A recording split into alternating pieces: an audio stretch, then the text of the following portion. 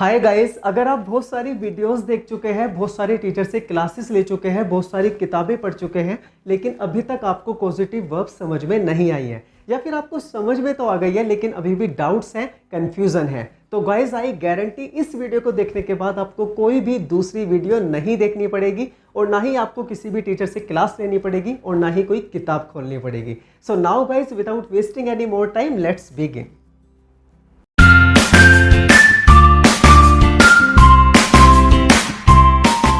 Welcome back to my channel Bittu's Amazing Classes. For the new faces, this is Bittu back again with an amazing video on causative verbs.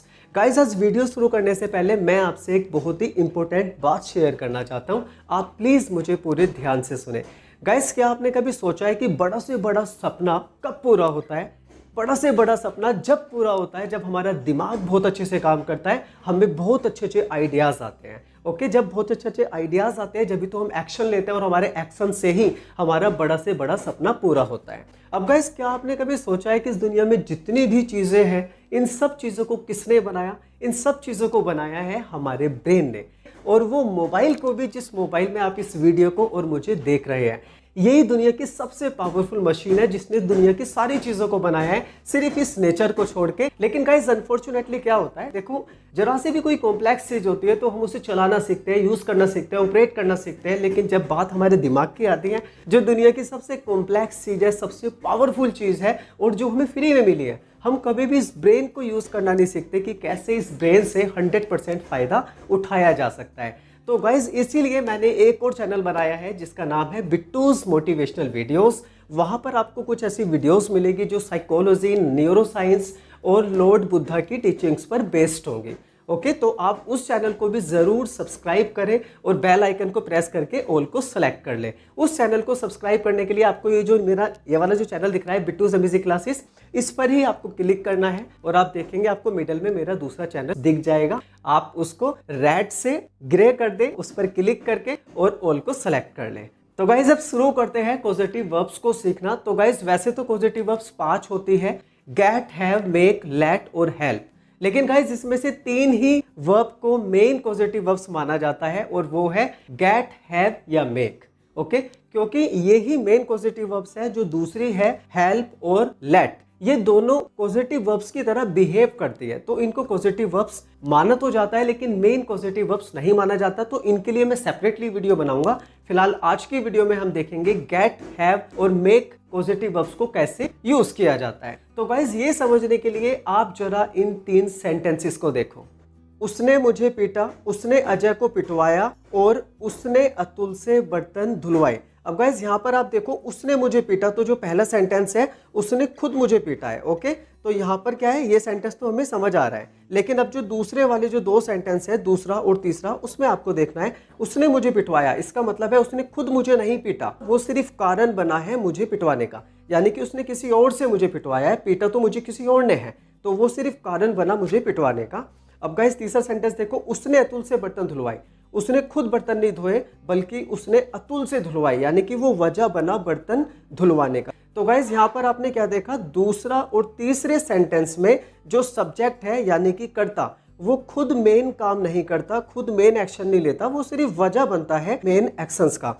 जैसे दूसरे वाले sentence में वो पिटवाने का कारण बना, मतलब वजह बना, और तीसरे वाले सेंटेंस में उसने बर्तन धुलवाने के लिए दूसरे को कहा, यानी कि वो बर्तन धुलवाने का कारण बना। तो गाइज, वो कारण बनता है मेन काम का और इस कारण को कहते हैं कॉज। ओके गाइज, और इस कॉज से ही बना है कॉजेटिव वर्ब्स। ओके, जिन वर्ब्स का यूज हम इन सेंटेंसेस को बनाने के लिए करते हैं।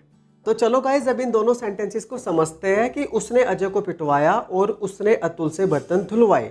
इसमें हम कौन कौन सी पॉजिटिव वर्ब्स का यूज करेंगे और क्यों करेंगे। ओके गाइज, तो इसके लिए आप इसको देखो, यहाँ पे सेंटेंस है उसने अजय को पिटवाया। ओके, इसकी 2 इंग्लिश बनेगी, ही गोट अजय बिटन या फिर ही हैड अजय बिटन।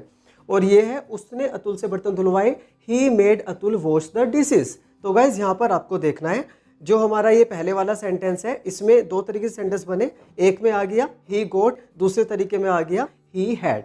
तो गाइस, हमने ऐसा क्यों किया, क्योंकि जब हम पॉजिटिव वर्ब्स का यूज़ करते हैं, जिन सेंटेंसेस में भी हम करते हैं, तो हम इन पॉजिटिव वर्ब्स को ही मेन वर्ब की तरह ट्रीट करते हैं। तो गाइस, ये सेंटेंस था उसने अजय को पिटवाया। तो उसने अजय को पिटवाया, ये पास्ट इंडेफिनिट टेंस में है सेंटेंस, और पास्ट इंडेफिनिट टेंस में अगर सेंटेंस होता है तो हम सेकंड फॉर्म का यूज करते हैं अगर सेंटेंस अफर्मेटिव है, और गेट की सेकंड फॉर्म होती है गोट, तो इसलिए आया ही गोट अजय बिटन। और इसी तरह गाइज हैज हैव होती है फर्स्ट फॉर्म, और हैड होती है सेकंड फॉर्म, और थर्ड फॉर्म भी हैड होती है। तो गाइज इस यहाँ पे क्या हुआ, हैड सेकंड फॉर्म आ रही है, ही हैड अजय बिटन। और गाइज ये दूसरा वाला सेंटेंस है, उसने अतुल से बर्तन धुलवाए, तो ये भी पास्ट इंडेफिनिट टेंस में है। तो यहाँ पे मेक की सेकंड फॉर्म क्या होती है, मेड, इसलिए हमने यहाँ पर मेड का यूज किया है। और गाइज यहाँ पे आपको एक चीज देखनी है, गेट हैव अगर आप यूज करोगे, मतलब जिस सेंटेंस के लिए गेट और हैव पॉजिटिव वर्ब्स का यूज किया जाएगा, उसमें वर्ब की थर्ड फॉर्म आएगी आगे। अगर मेक पॉजिटिव वर्ब यूज होगी तो वर्ब की फर्स्ट फॉर्म आएगी। ओके गाइज, ये बिल्कुल फिक्स्ड है। और गाइज ये जो है गेट हैव वाले जब पॉजिटिव वर्ब यूज होती है तो इसको हम कहते हैं पैसिव पॉजिटिव, और जो मेक वाला स्ट्रक्चर यूज होता है उसको हम कहते हैं एक्टिव पॉजिटिव। ओके, अब गाइज हम समझते हैं कि कौन से सेंटेंस के लिए हम get have positive verbs use करेंगे और कौन से के लिए मेक पॉजिटिव वर्ब यूज करेंगे। तो गाइज यहाँ पर देखो, गेट हैव वाले में देखो, ये जो मैंने पहला रूल बताया हुआ है कि गेट और हैव के बाद आने वाले शब्द पर काम होता है। ओके, गेट और हैव के बाद आने वाले शब्द पर काम होता है। जैसे कि गाइज यहाँ पर देखो आप, उसने अजय को पिटवाया, तो यहाँ पे क्या हो रहा है, पिटाई हो रही है। तो अजय किसी को नहीं पीट रहा, गेट के बाद में क्या है, अजय। ओके, गोट के बाद में क्या आ रहा है, अजय। तो अजय किसी को नहीं पीट रहा, बल्कि उसी को पिटवाया जा रहा है ना। उसने अजय को पिटवाया, तो अजय को तो पीटा जा रहा है, अजय किसी को नहीं पीट रहा। तो गाइज यहाँ पर यही होता है, गेट के बाद वाला जो शब्द है यानी अजय, उस पर काम होता है, वो कुछ नहीं करता। ओके, अब गाइज इसको देखो, मेक वाले सेक्शन में आ जाओ। उसने अतुल से बर्तन धुलवाए, देखो यहाँ पे क्या हो रहा है, मेक के बाद आने वाला शब्द काम करता है। तो मेक के बाद क्या है, अतुल, तो यहाँ पे क्या हो रहा है, बर्तन धोने का काम, और बर्तन कौन धो रहा है, अतुल। तो अतुल काम को कर रहा है, तो मैंने यहाँ पे क्या लिखा हुआ है, मेक के बाद आने वाला शब्द काम करता है। ओके गाइस, तो आपने ये डिफरेंस देखा, वहां पे क्या हो रहा है, जो गेट के बाद आने वाला वर्ड है उस पर काम होता है, वो नहीं करता। जबकि मेक वाले में क्या होता है, मेक के बाद जो वर्ड आता है वो काम करता है। जैसे कि यहाँ पे अतुल बर्तन धो रहा है, लेकिन वहां पे अजय नहीं पीट रहा, बल्कि अजय को पीटा जा रहा है। अब गाइस हम दूसरी चीज को देखते हैं। तो गाइस दूसरी चीज है, काम करने वाला सेंटेंस में नहीं होता। ओके गाइस, काम करने वाला सेंटेंस में नहीं होता। तो देखो यहाँ पर आप देखो, उसने अजय को पिटवाया, तो वो तो कारण बना अजय को पिटवाने का, लेकिन फाइनली जिस इंसान ने पीटा वो इस सेंटेंस में नहीं है। पता नहीं किससे पिटवाया, अपने दोस्त से पिटवाया है, पता नहीं कौन से गुंडों से पिटवाया है, वो इस सेंटेंस में नहीं है। अब आप इसमें आ जाओ दूसरे वाले में। दूसरे में मेक वाले में मैंने क्या लिख रखा है, काम करने वाला सेंटेंस में होता है। तो देखो यहाँ पे बर्तन धोने का काम हो रहा था, बर्तन कौन धो रहा था, अतुल, तो अतुल इस सेंटेंस में है। अब गाइस फिर से इस गेट है वाले में आ जाओ। इसका जो मैंने तीसरा पॉइंट लिखवा रखा है कि फोकस काम पर होता है, करने वाले पर नहीं। तो गाइस यहाँ पर आप ध्यान से देखो, यहाँ पर क्या हो रहा है कि उसने अजय को पिटवाया, मतलब सीधा ये बता दिया कि भाई पिटवाया गया अजय को, है ना। तो मतलब काम पर फोकस हुआ है कि क्या काम किया किसी बंदे ने, क्या काम करा, पीटने का काम किया, मतलब उसने अजय को पिटवा दिया। तो सीधा काम पर फोकस हो रहा है कि पिटवाया, ये एक काम है, लेकिन करने वाले पर फोकस नहीं होता। मतलब ये नहीं बताया जाता कि किसने पीटा, बस ये बताया जाता है कि काम क्या हुआ है, भाई पिटवाया गया है। ओके, ये किसी ने नहीं बताया कि किसने पीटा। फाइनली जो एक्शन लिया, मारने का काम जिसने किया, वो इस सेंटेंस में नहीं है, तो उस पर फोकस नहीं करते। एक और एग्जांपल ले लेते हैं गाइस, आप जरा इसको देखो, मैं इस काम को करवा रहा हूं। ओके, तो इस सेंटेंस में क्या हो रहा है कि मैं इस काम को करवा रहा हूं, मैं ये नहीं बता रहा कि मैं किससे करवा रहा हूं। ओके, करने वाले पर फोकस नहीं है मेरा, बस मैं ये बता रहा हूं कि इस काम को करवा रहा हूं, सीधा मेरा काम पर फोकस है। ओके गाइस, तो ऐसे ही सेंटेंस में हम गेट हैव पॉजिटिव वर्ब्स का यूज करते हैं, गेट या हैव। गेट या हैव के बाद आने वाले सब पर काम होता है। तो गेट और हैव के बाद में जो वर्ड आ रहा है वो क्या है, दिस वर्क, तो उस पर काम हो रहा है, दिस वर्क यानी कि इस काम को किया जा रहा है, ये कुछ नहीं कर रहा। और मेक वाले में क्या हो रहा है, वो मुझे हंसा रहा है, तो मेक के बाद क्या है, मी, तो यहाँ पे क्या हो रहा है, हंसने का काम, हंस कौन रहा है, मैं, तो फाइनली मैं काम कर रहा हूं, तो मैं हंस रहा हूं। ओके गाइस, तो गाइस जैसा कि आपने देखा कि उसने अजय को पिटवाया और मैं इस काम को करवा रहा हूं, तो इसमें हमने क्या करा, इन दोनों सेंटेंस को दो तरीके से बनाया, एक बार गेट का यूज करके और एक बार हैव का यूज करके। तो गाइस क्या इन दोनों में कुछ फर्क है, गेट और हैव में? जी हाँ, इन दोनों में फर्क है। फर्क क्या है कि हम गेट को करते हैं इनफॉर्मल इंग्लिश में यूज़। ओके, जब हम इनफॉर्मल इंग्लिश बोलते हैं तो हम गेट का यूज़ करके सेंटेंस बनाते हैं। इनफॉर्मल इंग्लिश क्या होती है? जो इंग्लिश हम अपने दोस्तों के साथ, अपने फैमिली मेंबर्स के साथ या अपने रिश्तेदारों के साथ बोलते हैं, उस इंग्लिश को इनफॉर्मल इंग्लिश कहा जाता है। और गाइस, फॉर्मल इंग्लिश किसे कहते हैं? जैसे कि स्ट्रेंजर्स यानी अजनबियों से बात करते हुए, बिजनेस लेटर्स लिखते हुए, बिजनेस मेल्स लिखते हुए या फिर रिपोर्ट्स लिखते हुए हम फॉर्मल इंग्लिश का यूज़ करते हैं। ओके, हम हैव का यूज़ करते हैं फॉर्मल इंग्लिश के लिए और गेट का यूज़ करते हैं इनफॉर्मल इंग्लिश के लिए। अब गाइस, इसमें क्या होता है कि लोग गेट का यूज़ तो कर लेते हैं लेकिन उन्हें हैव का यूज़ करने में प्रॉब्लम्स होती है। क्या प्रॉब्लम होती है? इसके लिए हम एक एग्जांपल लेते हैं। जैसे कि गाइस, मैंने कहा कि वो इस काम को करवाती है। ओके, वो इस काम को करवाती है, तो गेट से कैसे बनाएंगे? She gets this work done. Okay, लेकिन जब बात हैव से बनाने की आएगी तो हम ये नहीं बोलेंगे सी हैव्स, मतलब हैव में एस नहीं लगाएंगे, बल्कि इसकी इंग्लिश होगी she has this work done. Okay, क्योंकि गाइज ऐसा ही होता है। अगर हम कभी भी प्रेजेंट इंडेफिनिट टेंस में कोई सेंटेंस है और हमारा सब्जेक्ट सिंगुलर है तो हम हैव का यूज नहीं करते, हम हैज का करते हैं। क्योंकि गाइज हैज हैव को फर्स्ट फॉर्म कहा जाता है और हैड को सेकंड फॉर्म और हैड को ही थर्ड फॉर्म कहते हैं। और गाइज इसी तरह अगर यही वाला सेंटेंस पास्ट में होता तो हम इसको कैसे बनाते? She got this work done, she had this work done. Okay, क्योंकि हैज हैव की सेकंड फॉर्म क्या होती है? हैड। तो गाइज, अब मैं आपको कुछ सेंटेंसेस करवा देता हूं इन पॉजिटिव वर्ब्स पर जिन्हें हम अक्सर बोलते रहते हैं अपनी डेली लाइफ में।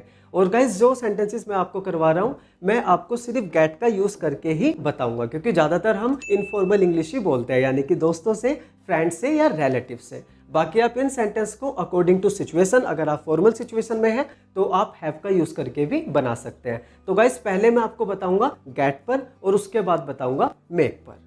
और गाइज, इस वीडियो को इनकम्प्लीट यानी अधूरी देखने की कोशिश बिल्कुल ना करें, क्योंकि गाइज ये पॉजिटिव वर्ब्स हैं, इनको सही से समझने के लिए बहुत प्रैक्टिस की जरूरत होती है, बहुत सारे एग्जांपल्स की जरूरत होती है। और अभी तक जो आपने पॉजिटिव वर्ब्स सीखी है वो सिर्फ 25% है टोटल पॉजिटिव वर्ब्स का, 75% सिखाना अभी बाकी है। तो गाइज, हमारा पहला सेंटेंस है फेशियल करवा लो। ओके, वही वाला। तो फेशियल करवा लो, get a facial done. Okay, facial करवा लो। यहाँ पर आपने देखा, मेरा मतलब ये नहीं है कि अपनी सिस्टर से, अपने भाई से करवाओ या फिर किसी और जगह से ब्यूटी पार्लर में जाके करवाओ। मैं इस चीज़ का जिक्र नहीं कर रहा, मेरा फोकस सिर्फ काम पर है। बस फेशियल करवा लो, चाहे किसी से भी करवा लो, करने वाले पर नहीं है। तो गाइस, इसलिए यहाँ पे गेट आ रहा है, वो अपने चेहरे पर ग्लो लाने के लिए फेशियल करवाती है। She gets a facial done to add glow to her face. इस सारे काम को बहुत जल्दी से खत्म करवा लो। Get all this work finished very सून।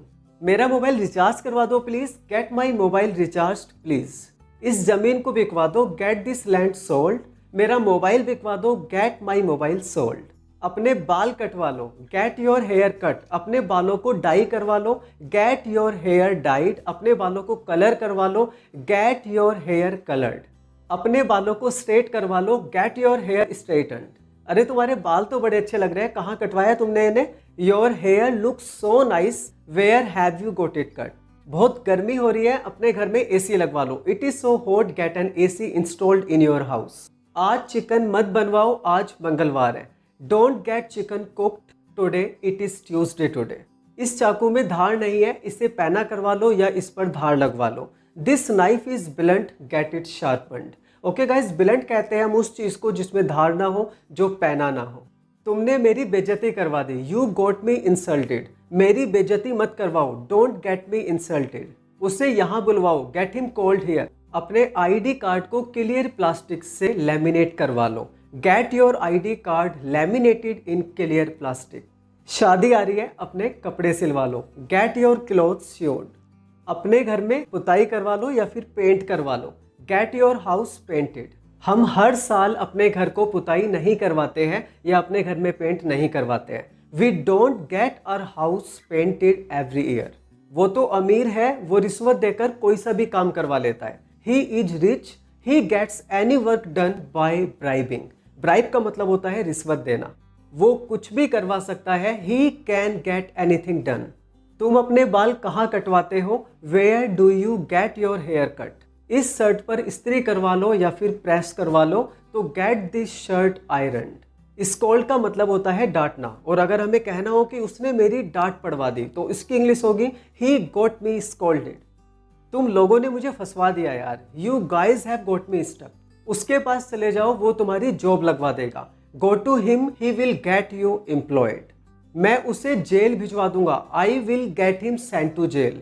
मैंने अपने कान छिदवा लिए हैं, I have got my ears pierced. उसने केक को खुद नहीं बनाया था, उसने उसे बनवाया था। She did not make the cake herself, C got it made. तुमने इसे खुद ठीक किया या फिर इसे ठीक करवाया। Did you repair it yourself और did you get it repaired.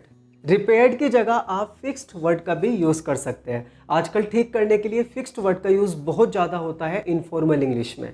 तुम्हें कुछ फोटो खिंचवाने पड़ेंगे, you will have to get some photos taken. मुझे अपना फोटो खिंचवाना अच्छा नहीं लगता, I don't like getting my photo taken.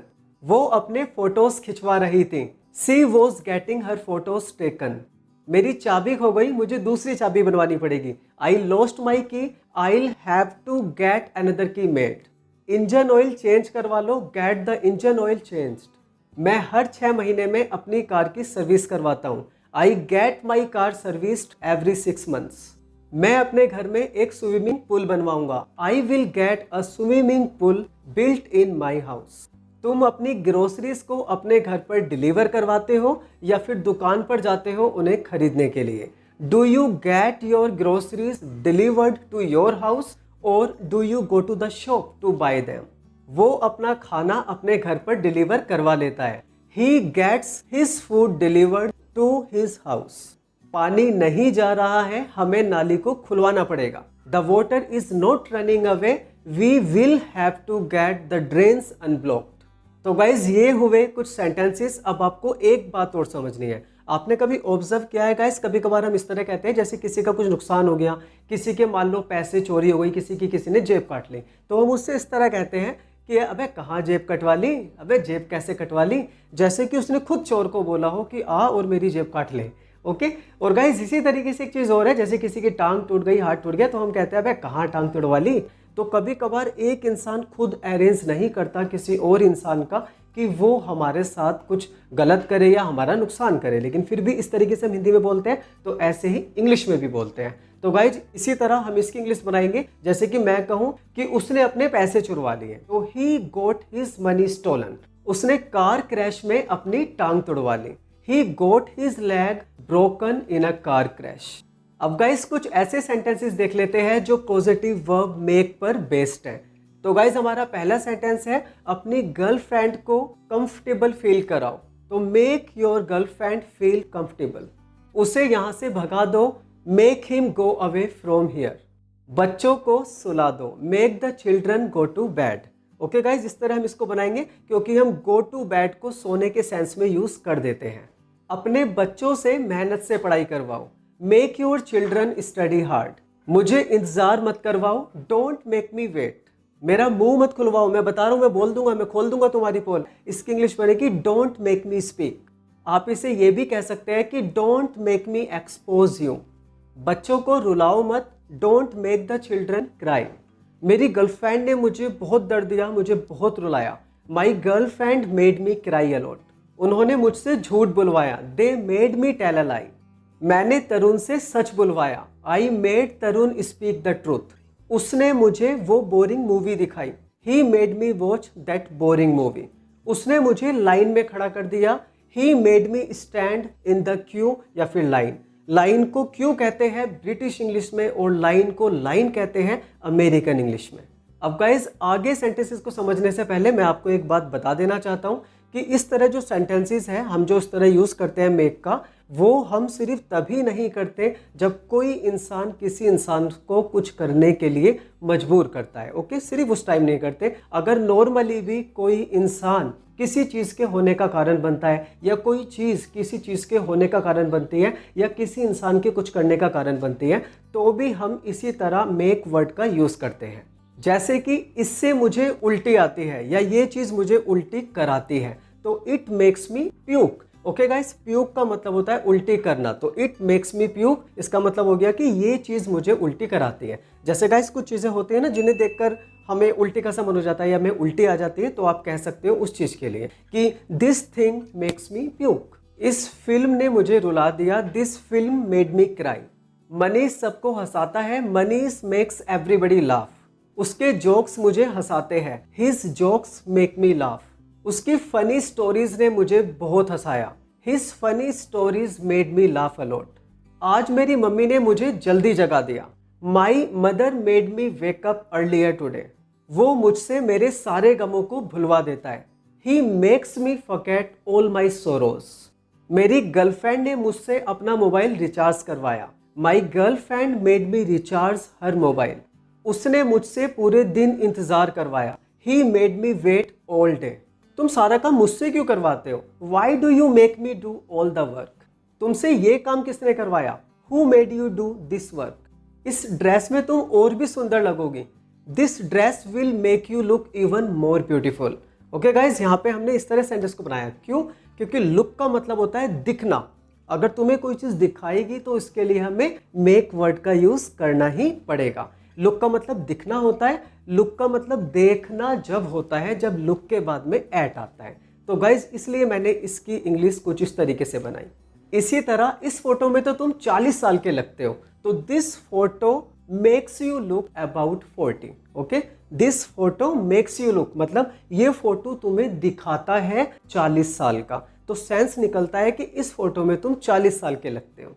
इसी तरह इस ड्रेस में मैं मोटी दिखती हूँ, इस ड्रेस में मैं मोटी लगती हूँ, तो this dress makes me look fat. Okay, this dress makes me look fat, ये ड्रेस मुझे मोटा दिखाती है, यानी कि इस ड्रेस में मैं मोटी लगती हूँ या दिखती हूँ। हाँ गाइज, आप इसको इस तरीके से भी कह सकते हैं, जैसे कि I look fat in this dress, मैं इस ड्रेस में मोटी दिखती हूँ। लेकिन जब हमारा फोकस किसी चीज़ पर होता है कि ये ड्रेस मुझे मोटा दिखाती है, मतलब इस ड्रेस की वजह से मैं मोटा लगती हूँ, तो हम सेंटेंस को इसी तरीके से बोलते हैं कि this dress makes me look fat. इस गर्म मौसम में तुम्हें स्वेटर किसने पहना दिया, who made you wear a sweater in this hot weather. उन्होंने मुझे नचाया, दे मेड मी डांस। इस गर्मी से मुझे चक्कर आ रहे हैं, तो गाइस चक्कर आने को कहते हैं फील डिजी। तो अगर हम कहेंगे इस गर्मी से मुझे चक्कर आ रहे हैं, this heat is making me feel dizzy. इस मिठाई से मेरे मुंह में पानी आ रहा है, तो this sweet is making my mouth water. हमने अभिलाष से गाना गवाया या गाना गवाया, तो we made Abhilash sing a song. उन्होंने मुझसे मुकेश से माफी मंगवाई, they made me apologise to Mukesh. Bittu ने मुझे डिसिप्लिन की अहमियत यानी कि इम्पोर्टेंस को समझाया, Bittu made me understand the importance of discipline. आज मैं अपनी मम्मी से शाही पनीर बनवाऊंगा, आई विल मेक माई मोम या माई mother cook shahi paneer today. Fall in love का मतलब होता है प्यार होना, और अगर हम ये कहना चाहें कि करा दिया, प्यार करा दिया, तो हमें मेक वर्ड का यूज करना होगा। तो तुम्हारी सिंपल सिटी ने मुझे तुमसे प्यार करा दिया है, तो your simple city has made me fall in love with you. जब हम तेज चलती हुई बाइक पर होते हैं और हमारी आंखों में पानी आता है, तो उस समय हम कह सकते हैं the wind is making my eyes water. अब कोई भी चीज उससे उसका मन नहीं बदलवा सकती, now nothing can make him change his mind. मतलब किसी ने कुछ तय कर लिया है कि अब मैं ये करूंगा, तो वो अब करेगा ही, अब उसका मन कोई नहीं बदलवा सकता, उसने ठान ली तो ठान ली। तेज बारिश ने हमें पूरे दिन अंदर ही स्टे करवाया, तो heavy rain made us stay inside all day. सपनों के सच होने को कहते हैं कम ट्रू, और अगर अब मुझे कहना हो कि मैं तुम्हारे सारे सपने सच कर दूंगा, तो इसकी इंग्लिश बनेगी I will make all your dreams come true. उसने हमें दोस्त बनवा दिया या फिर हमारी दोस्ती करवा दी, he made us become friends. Okay, उसने हमें दोस्त बनवा दिया, तो इसका मतलब यही है कि उसने हमारी दोस्ती करवा दी। तो उसने हमारी दोस्ती करवा दी की इंग्लिश इसी तरह बनाई जाती है, ही मेड अस बिकम फ्रेंड्स। तो गाइज ये हुए कुछ सेंटेंसेस पॉजिटिव वर्ब मेक पर। तो अब मैं आपको गेट हैव और मेक तीनों पॉजिटिव वर्ब पर सेंटेंसेस को करा चुका हूँ। अब गाइज एक और बहुत बड़ी कंफ्यूजन है जो आपको समझनी होगी, वरना आप कभी भी पॉजिटिव वर्ब्स को ढंग से नहीं समझ पाएंगे। तो गाइज अब इसके लिए हम एक सेंटेंस को देखते हैं। मान लो कि कोई किसी इंसान से कहता है कि तुम अपने बर्थडे पर क्या बनवाते हो। अब वो कहता है मैं शाही पनीर बनवाता हूँ, तो इसकी इंग्लिश क्या होगी, मैं शाही पनीर बनवाता हूँ। आप ध्यान से सेंटेंस को देखो, इसने ये नहीं बताया कि पनीर कौन बनाता है। ओके, उस पर फोकस नहीं है, बस सीधा चीज पर, मतलब सीधा काम पर फोकस आ गया। आई गेट शाही पनीर कुक्ड, मैं शाही पनीर बनवाता हूँ। किससे बनवाता हूँ ये इस सेंटेंस में नहीं है, तो बस इतना है कि मैं शाही पनीर बनवाता हूँ। तो अगर हम ये कहना चाहते हैं कि हम किस इंसान से शाही पनीर बनवाते हैं या कोई भी काम करवाते हैं, तो इसके लिए आपको क्या करना है, बिल्कुल सेंटेंस के एंड में बाय लिखोगे, उसके बाद में उस पर्सन का नेम लिख दोगे। जैसे कि आई get shahi paneer cooked bye my mother. Okay, यहाँ पे मैंने इस तरह कर दिया। अब गाइज यहाँ पर आपको एक चीज़ और समझनी है। अब देखो, जो फाइनली काम को कर रहा है वो सेंटेंस में आ गया ना। और मैंने आपको शुरू में ही बताया था कि अगर मतलब हम किसी इंसान से कोई काम करवाते हैं, अगर वो इंसान भी सेंटेंस में है तो उसको मेक से बनाया जाता है। तो गाइज हम अब इस सेंटेंस को मेक से भी बना सकते हैं। मेक से हम कहेंगे I make my mother cook shahi paneer, मैं अपनी मम्मी से शाही पनीर बनवाता हूँ। अब गाइज यहाँ पर आपको एक चीज़ समझनी है, ये जो गेट वाला सेंटेंस था कि आई get shahi paneer cooked bye my mother, इस तरह से इंग्लिश नहीं बोली जाती। मेरे को 10-11 साल हो गई इंग्लिश पढ़ते हुए, मैंने आज तक ये कभी नहीं सुना, बस 1-2 बार ही सुना है।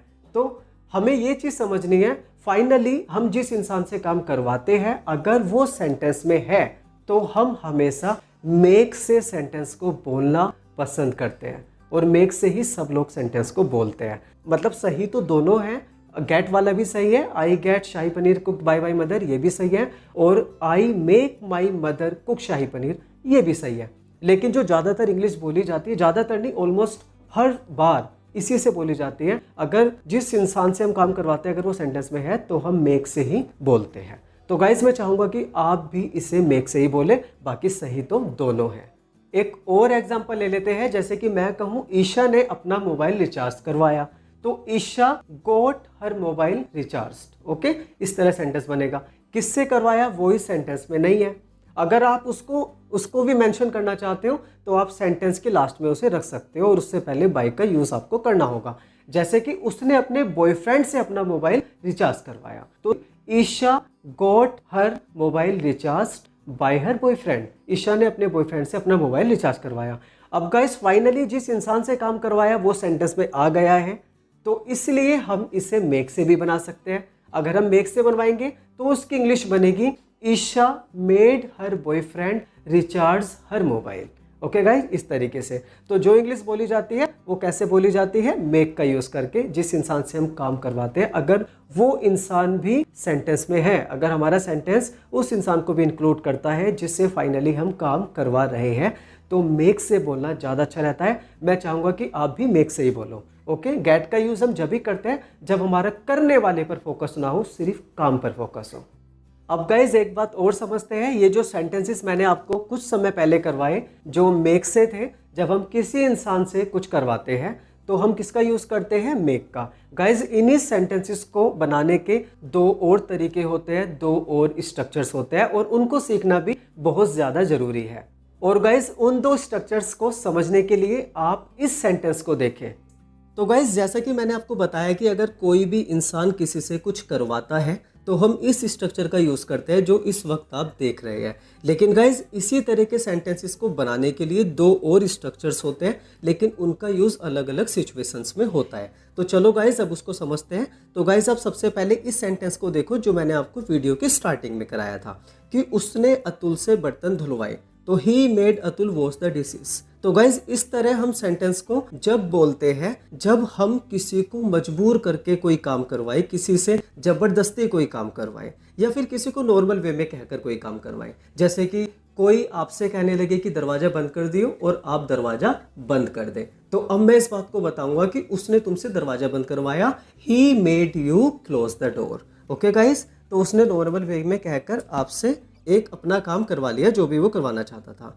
लेकिन गाइज अगर इसी बात को कोई आपसे प्यार से कह के करवाता, इज्जत से या फिर तमीज से बोलकर आपसे इस काम को करवाता, तो फिर हम इस वाले स्ट्रक्चर का यूज़ करते हैं, हैज़ या हैव या had plus somebody plus verb की फर्स्ट फॉर्म। तो गाइस सेंटेंस के अकॉर्डिंग हैज़, हैव या हैड में से एक को चुना जाता है। जैसे कि मैं कहता हूँ कि उसने अतुल से बर्तन मंजवाए या धुलवाए, तो he had Atul wash the dishes. यहाँ पे मैंने हैड का यूज़ किया क्योंकि ये टेंस है, ये सेंटेंस है पास्ट इंडेफिनिट टेंस में। ओके गाइज, तो पास्ट इंडेफिनिट टेंस में क्या होता है, अगर सेंटेंस अफर्मेटिव है तो सेकंड फॉर्म आती है।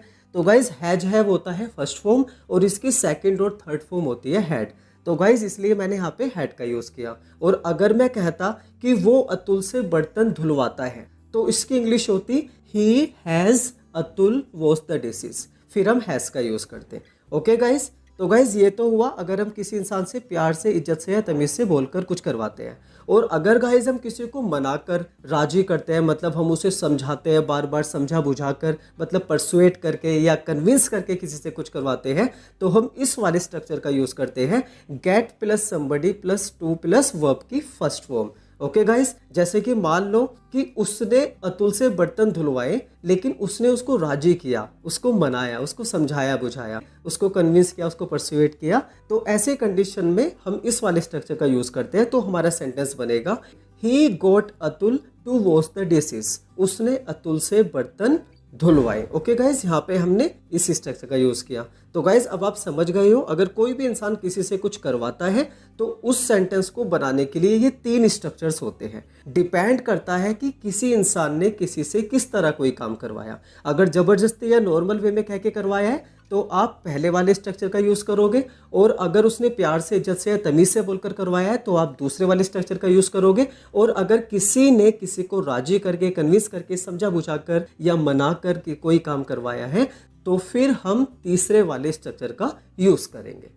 अब गाइस अगर यही सेंटेंसेस पैसिव वॉइस में होते जब हम किसी इंसान से कुछ करवाते हैं तो इनको किस तरह बनाया जाता वो हम समझते हैं अब। तो गाइस इसमें मेड आता है और उसके बाद में टू भी जरूर आता है। ओके, और फिर वर्ब की फर्स्ट फॉर्म आती है। जैसे कि मैं एक एग्जांपल ले लेता हूँ, अतुल से बर्तन धुलवाए गए, Atul was made to wash the dishes. कुछ सेंटेंसेस और ले लेते हैं, जैसे मैं कहूँ सारा काम उसी से करवाया गया, he was made to do all the work. मुझे पूरे दिन इंतजार करवाया गया, I was made to wait all day. तो गाइस ये हुए कुछ सेंटेंसेस। अगर आप ये सोच रहे हो कि इन तीनों सेंटेंसेस में हमने वॉज वर्ड का यूज़ क्यों किया, तो गाइस मैं आपको बता दूं ये पैसिव वॉइस है। और जब पैसिव वॉइस का पास इंडेफिनिट सेंटेंस होता है, पास इंडेफिनिट में सेंटेंस होता है, तो उसमें वॉज या वर का यूज़ किया जाता है। सिंगुलर सब्जेक्ट के लिए वॉज और प्लूरल के लिए वर। तो गाइस पैसिव वॉइस तो मैं इस वीडियो में इंक्लूड नहीं कर सकता क्योंकि वीडियो बहुत लंबी हो जाएगी, वो एक अलग ही टॉपिक है। इसके लिए आपको पैसिव वॉइस सीखने होंगे, जिसके लिए मैं अलग से वीडियो बना दूंगा। और गाइस अगर मैं ये कहूँ कि अतुल से बर्तन धुलवाए जाते हैं तो Atul is made to wash the dishes, यहाँ पे मैंने इसका यूज़ किया क्योंकि गाइस पैसिव वॉइस का जो प्रेजेंट इंडेफिनिट का स्ट्रक्चर है उसमें इज एमआर का यूज़ किया जाता है सब्जेक्ट के अकॉर्डिंग। तो सिंगुलर सब्जेक्ट है तो इज होता है, तो यहाँ पे अतुल एक पर्सन है इसलिए मैंने इसका यूज़ किया अतुल के बाद।